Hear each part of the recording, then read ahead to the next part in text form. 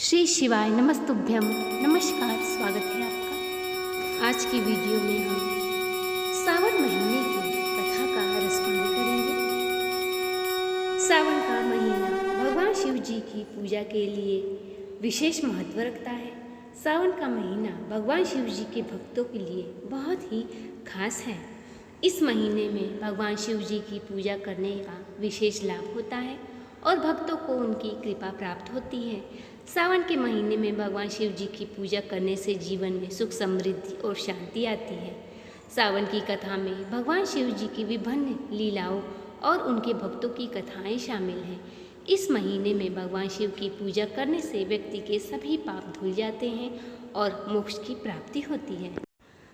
आज की वीडियो में हम एक बहू की श्रद्धा भाव की कथा सुनेंगे।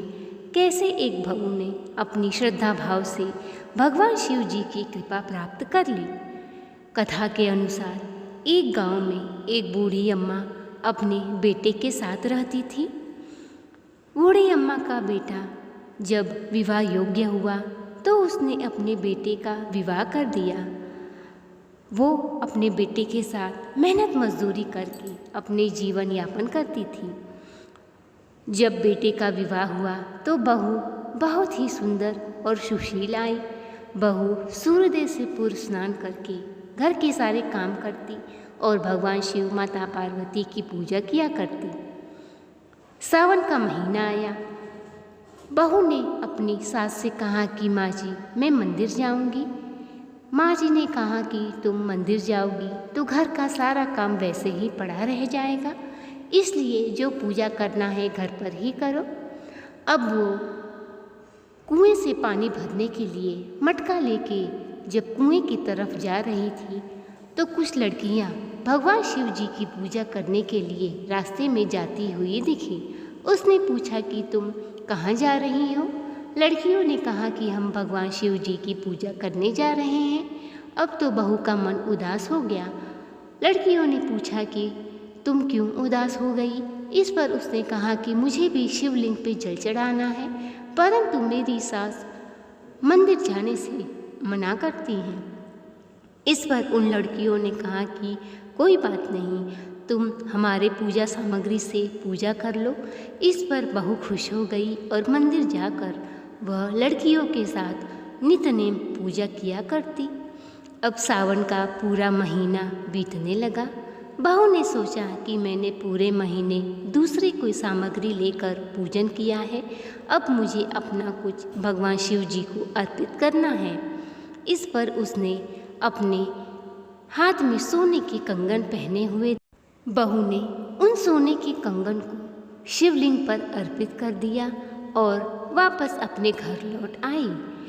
अब सास जब बहू के हाथ देखे तो पूछने लगी कि बहू, तुम्हारे कंगन कहाँ हैं?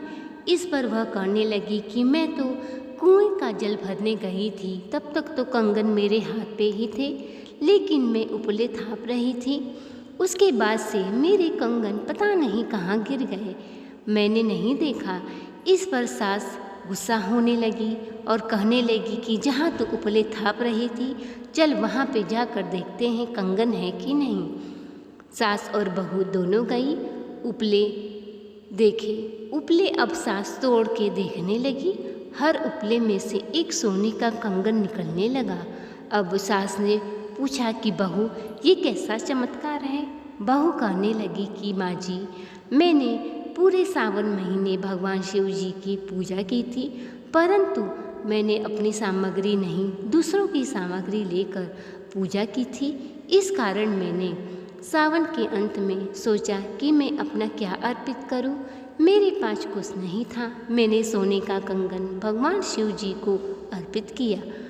इस पर भगवान शिव जी ने प्रसन्न होकर मुझे इतने सारे सोने के कंगन दे दिए। अब तो सास को बड़ा ही पछतावा हुआ और अपने बहू से कहने लगी कि अगले सावन के महीने में हम दोनों भगवान के मंदिर जाएंगे और पूजा करेंगे। इस पर अगले सावन जब आया, सास बहू दोनों मिलके पूजा करने लगी। देखते ही देखते उनके घर में धन संपत्ति से सारा घर भर गया और बहू को एक सुंदर पुत्र की प्राप्ति हुई। हे भगवान शिव जी, हे भोलेनाथ, माता पार्वती, जैसे अपने सास और बहू की मनोकामना पूर्ण की, जो भी यह कथा पढ़े और सुने उसकी हर मनोकामना पूर्ण करना। अब आइए सुनते हैं आज की दूसरी कथा। एक गांव में एक गरीब पत्नी रहते थे। वे दोनों अपना भिक्षा मांग के गुजारा करते थे। पति को कोई काम नहीं मिलता तो वो घर घर जाके अनाज मांगता और जो मिलता वही से वे अपना रूखा सूखा खा कर रह जाते। परंतु पत्नी बहुत ही सच्ची और धर्मात्मा प्रवृत्ति की थी। वह नित्य नेम से भगवान शिव जी की पूजा किया करती और कहती अपने पति से कि तुम जाके कोई काम ढूंढो जिससे कि हमारा गुजारा हो जाए। पति कहता कि तुम व्यर्थ में ही पूजा पाठ करती हो, हमें भगवान कुछ नहीं देंगे, वे हमें हमेशा गरीब ही रखेंगे। इस पर पत्नी कहती कि कभी भी जीवन में निराश नहीं होते हैं, तुम जाओ कोई काम ढूंढो। पत्नी के कहने पर पति काम ढूंढने गया। साहूकार से कहने लगा कि भैया मुझे नौकरी पे रख लो। साहूकार ने कहा कि भाई मेरे यहाँ कोई काम नहीं है, तुम कोई और काम ढूंढो। अब वह रास्ते में जाने लगा। वहाँ पर एक बूढ़ा व्यक्ति मिला और कहने लगा कि भैया मैं अब बूढ़ा हो गया हूँ, सावन का महीना चल रहा है, मैं हरिद्वार से कांवर भर कर लाता हूँ और भगवान शिव जी पे जल अर्पित करता हूँ। यदि तुम मेरा ये काम कर दो मैं तुम्हें ढेर सारा धन दूंगा। इस पर वह सोचने लगा कि चलो कम से कम किसी बहाने मुझे धन की प्राप्ति तो होगी। इस लालच में वह कांवर लेके हरिद्वार गया और वहाँ से गंगा जल भर के ले आया। रास्ते में उसने देखा कि एक बूढ़ा व्यक्ति प्यास के मारे चिल्ला रहा है। कहने लगा कि मुझे पानी पिला दो, मैं बहुत ही प्यासा हूँ। अब वह सोचने लगा कि यह जल तो मैंने बूढ़े बाबा के लिए भरा है, अगर मैं इसे जल पिला दूंगा तो वे भगवान शिव जी को क्या अर्पित करेंगे।